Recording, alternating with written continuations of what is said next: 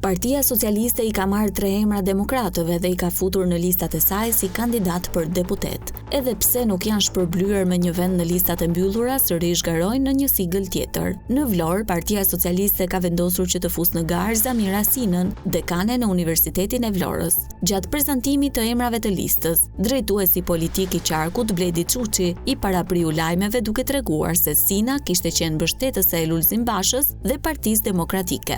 Madje kishte mbajtur edhe një fjalim në çadrën e vitit 2017. Një tjetër emër që rrëshqiti nga lista e PD-s ishte dhe Sterjovski. Kryetari i Partisë Aleanca e Maqedonasve për Integrimin Evropian, Vasil Sterjovski, u tërhoq nga koalicioni Partia Demokratike dhe Aleanca për Shqipërinë Madhështore dhe u bashkua me Partinë Socialiste. Edhe në vitin 2021, Vasil Sterjovski i Aleancës së Maqedonasve ka qenë kandidat për deputet në logon e PS-s në qarkun e Korçës, por nuk arriti të shpallej fitues. Ai mori mandatin e deputetit vetëm në vitin 2019, kur opozita vendosi të djeg mandatet e saj. Një tjetër emër që është larguar nga opozita është edhe Blendi Sulaj, që ka mbajtur postin e nënkryetarit të Partisë Republikane të drejtuar nga Fatmir Mediu. Nga PDIU ka ikur edhe Nusret Avdulla, i cili kandidon në listën e hapur të Fierit. Avdulla ka drejtuar degën e Fierit për PDIU-n dhe ka qenë deputet pas zgjedhjeve të vitit 2021 për qarkun e Fierit nga lista e Partisë Demokratike. Ish deputeti i Partisë Demokratike Alban Zeneli është rrjedhja e radhës nga demokratët që i është bashkuar skuadrës së Partisë Socialiste.